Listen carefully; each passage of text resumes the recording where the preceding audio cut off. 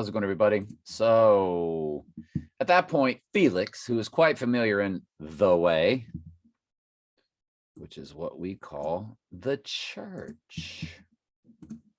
Isn't that right, folks? When Felix heard these things, having more perfect knowledge of that way, like I told you, in the King James, most times it's that way. The way, that way, Jesus is the way, the church, the way. This is my body, talking about everything he was saying at the Last Supper, where the Catholics, have you eat the wafers. It's just all about you're part of the church. Take it. Eat it. But it wasn't meant to be literal moving forward past that point. I don't know the whole, the exact verbiage or everything Jesus said. I cannot quote it, the Last Supper, but that's what he was talking about. So Felix is saying he's very familiar with these, the Christian church. Adjourned the hearing and said, wait until Lysias, the garrison commander, arrives. Then I will decide the case. He ordered an officer to keep Paul in custody, but to give him some freedom and allow his friends to visit him and take care of his needs. A few days later, Felix came back with his wife, Drusilla, who was Jewish. Sending for Paul, they listened as he told them about faith in Jesus Christ, or his calling. And he reasoned with them about righteousness and self-control in the coming day of judgment. Felix became frightened. Go away for now, he replied. When it is more convenient, I'll call for you again.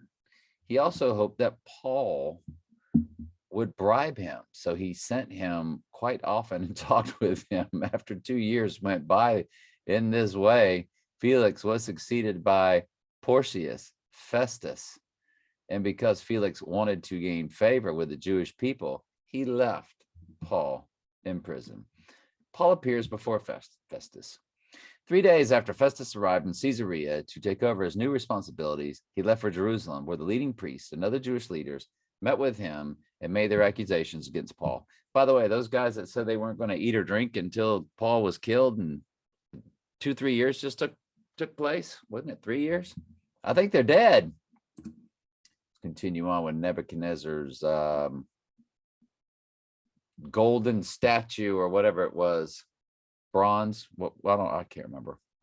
Wherefore at the time certain Chaldeans came near and accused the Jews. They spake and said to King Nebuchadnezzar, O king, live forever.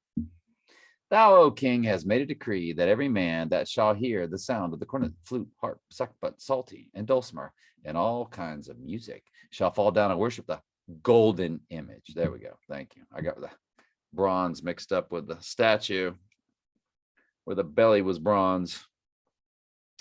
And whoso falleth not down and worshipeth, that he should be cast into the midst of the burning fiery furnace. There are certain Jews whom thou hast set over the affairs of the province of Babylon, Shadrach, Meshach, and Abednego. These men, O king, have not regarded thee. They serve not thy gods, nor worship the golden image that you've set up. Then Nebuchadnezzar, in his rage and fury, commanded to bring in Shadrach, Meshach, and Abednego. They brought these men before the king. I'm sorry, he didn't bring in Daniel. He brought in Shadrach, Meshach, and Abednego. But up here, no, Daniel's never mentioned. And Daniel wasn't worshiping it. I guess Nebuchadnezzar just let him slide, or wasn't really aware of it, or I don't know. Nebuchadnezzar spake and said unto them, is it true, O Shadrach, Meshach, and Abednego, you do not serve my gods, nor worship the golden image that I have set up?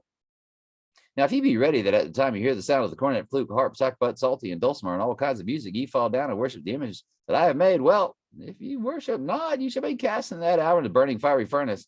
And whose God shall deliver you out of my hands? I love you very much. Ask questions anytime. That's what I'm here for.